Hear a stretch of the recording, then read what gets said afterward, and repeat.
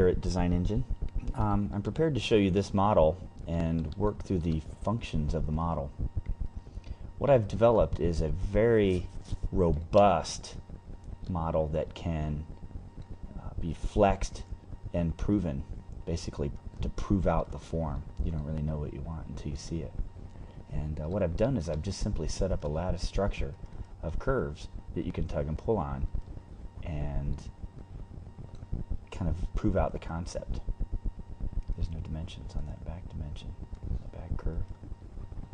Okay, now what I want to do is basically rebuild a portion of this model.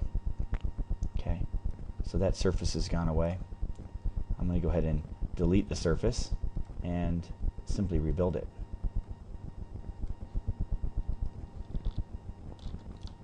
A lot of times I'll go ahead and hide the curve that is projected onto the surface, and a lot of our projects, when we teach software, we'll teach it backwards. We'll justify how the software's how the model works, and then rebuild it. Okay, so let's rebuild these two curves. Basically, a curve through points.